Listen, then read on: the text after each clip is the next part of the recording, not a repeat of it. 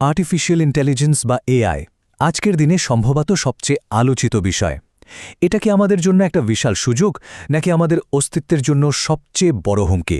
চলুন আজ এই বিষয়টার গভীরে যাওয়া যাক আর এর জটিল ব্যাপারগুলো একদম সহজভাবে বোঝার চেষ্টা করা যাক। অঙ্কিত অবস্থির এই কথাটা কিন্তু এআই এর দুটো দিককেই, মানে এর ভালো আর খারাপ দুটোকেই একবারে সামনে নিয়ে আসে। একদিকে যেমন এর সম্ভাবনা অপার, তেমনি অন্যদিকে এর ঝুঁকিটাও কিন্তু মারাত্মক। তো চলুন এই দুটো দিকই আমরা একটু খতিয়ে দেখি। আমাদের আজকের আলোচনাটা কয়েকটা ভাগে ভাগ করা হয়েছে। আমরা প্রথমে বোঝার চেষ্টা করব ঝুঁকিগুলো ঠিক কোথায়, তারপর দেখব এর সমাধান কি হতে পারে, আর সবশেষে এআই আমাদের জন্য কি অসাধারণ সব নতুন সুযোগ তৈরি করছে সেগুলোও খুঁজে বের করব। তো চলুন শুরু করা যাক।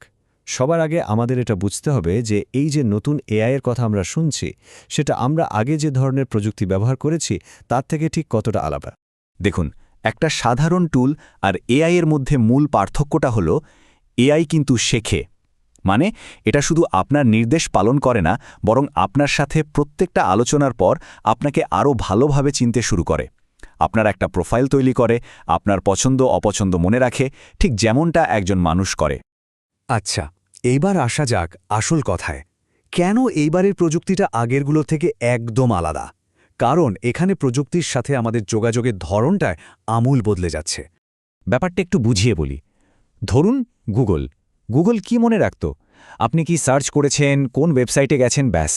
কিন্তু নতুন এআই সে মনে রাখে আপনার চরিত্র, আপনার ব্যক্তিত্ব, আপনার করা সমস্ত প্রশ্নের উপর ভিত্তি করে সে আপনাকে একজন মানুষ হিসেবে চেনার চেষ্টা করে। আর সবচেয়ে বড় ব্যাপার কি জানেন? এর কোনো ডিলিট হিস্ট্রি বোতাম নেই। মানে আপনি এআই এর সাথে যা যা কথা বলছেন, যা কিছুই শেয়ার করছেন, সব কিছুই ওর মেমোরি ডেটাবেসে স্থায়ীভাবে থেকে যাচ্ছে। কোনো কিছুই মোছার উপায় নেই।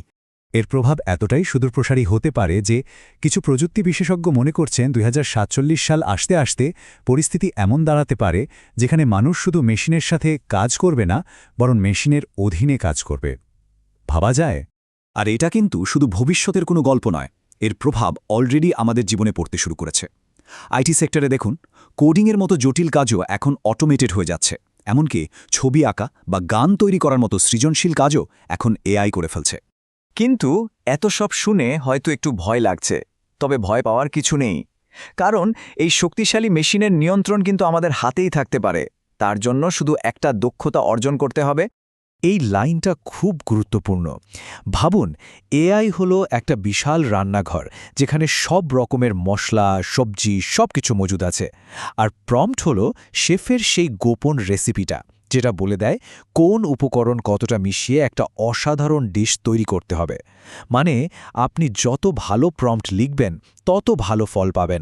আর এই ভালো প্রম্পট লেখার জন্য একটা সহজ ফর্মুলা আছে, যাকে বলা হচ্ছে CARE ফ্রেমওয়ার্ক।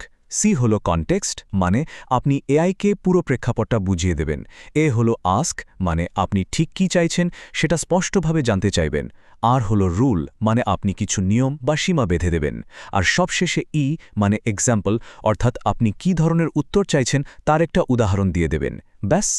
চলুন একটা বাস্তব উদাহরণ দেখা যাক। একটা শক্তিশালী প্রম্পট দিয়ে আসলে কি করা সম্ভব সেটা দেখলে অবাক হয়ে যাবেন। আচ্ছা, একটা প্রশ্ন করি। একটা কফি খেতে খেতে মানে 15-20 মিনিটে একটা পুরো ওয়েবসাইট বানানো কি সম্ভব? উত্তরটা হলো হ্যাঁ, সম্ভব। আর সময় লাগে মাত্র 15 মিনিট। অঙ্কিত অবস্থি, যার কথা আমরা শুরুতে শুনেছিলাম, তিনি একটা ক্লাসের সবার সামনে মাত্র একটা প্রম্পট ব্যবহার করে নিজের পুরো প্রফেশনাল ওয়েবসাইটটা তৈরি করে দেখিয়েছিলেন। ব্যাপারটা ভাবুন একবার। একটা লাইনও কোড না লিখে ইন্টারনেট থেকে নিজে নিজেই সব তথ্য নিয়ে একটা সম্পূর্ণ কাস্টম ওয়েবসাইট তৈরি হয়ে গেল মাত্র 15 মিনিটে। যে কাজের জন্য আগে দিনের পর দিন সময় আর অনেক টাকা লাগত, সেই কাজটাই এখন যে কেউ করে ফেলতে পারে। তাহলে দেখুন, একদিকে যেমন চাকরি হারানোর ভয় আছে, তেমনি অন্যদিকে এই প্রযুক্তি আমাদের জন্য বিশাল সব সুযোগের দরজাও খুলে দিচ্ছে। চলুন এবার সেই সুযোগগুলো নিয়ে কথা বলা যাক। যেমন ধরুন, আগে একজন ডেভেলপার হয়তো 10টা ক্লায়েন্ট সামলাতে পারতেন। এখন এআইয়ের সাহায্যে সেই একই মানুষ 100রও বেশি ক্লায়েন্টকে সার্ভিস দিতে পারেন। বাজারটা লোকাল থেকে গ্লোবাল হয়ে যাচ্ছে, আর ব্যবসায় নামার জন্য যে কোডিং বা অনেক টাকার বাধাটা ছিল সেটাও এখন নেই। দরকার শুধু একটা ভালো প্রম্পট লেখার ক্ষমতা। আর এর ফলে কি হচ্ছে? ছোট ছোট নতুন ব্যবসা তৈরির সুযোগ খুলে যাচ্ছে। যেমন ধরুন আপনার এলাকার কোনো মিষ্টির দোকানের জন্য একটা ওয়েবসাইট বানিয়ে দেওয়া বা কোনো ছোট ব্যবসার জন্য মার্কেটিং পোস্টার তৈরি করা। এই পাওয়ারফুল টুলগুলো ব্যবহার করে যে কেউ নিজের একটা ছোট উদ্যোগ শুরু করতে পারে। বেশ, তাহলে তো সব বোঝা গেল, কিন্তু শুরুটা করবেন কোথা থেকে? বাজারে তো অনেক এআই টুলস আছে, কোনটা ব্যবহার করবেন? দেখুন, সব কাজের জন্য কিন্তু একটাই টুল সেরা নয়। আপনাকে বুঝতে হবে আপনার কাজটা কি। যেমন যদি কোনো কিছু নিয়ে রিসার্চ করতে চান তাহলে পারপ্লেক্সিটি খুব ভালো, কোডিংয়ের জন্য ক্লড দারুণ। আবার কোনো ভিডিও বা বড় ডকুমেন্টকে সংক্ষেপে বুঝতে চাইলে নোটবুক এলএম ব্যবহার করতে পারেন। মানে সঠিক কাজের জন্য সঠিক টুলটা বেছে নিতে হবে। তাহলে শেষ পর্যন্ত প্রশ্নটা কিন্তু এটা নয় যে এআই আমাদের চাকরি কেড়ে নেবে কিনা। আসল প্রশ্নটা হলো, আমরা এই প্রযুক্তিকে কাজে লাগিয়ে কি নতুন জিনিস তৈরি করব, কি নতুন ধরনের কাজ তৈরি হবে। ভবিষ্যৎটা কিন্তু আমাদের হাতেই। আমাদের সাথে এআই এর এই জগতে তন্বেষ করার জন্য ধন্যবাদ। পুরো আলোচনাটা শোনার পর এখন ভাবার পালা আপনার। এই যে একটা নতুন ক্ষমতা আমাদের হাতে এসেছে, এটাকে আপনি কিভাবে কাজে লাগাবেন? সমাজের ভালোর জন্য নাকি অন্য কোনো দিকে? সিদ্ধান্তটা কিন্তু আমাদের সবাইকেই নিতে হবে।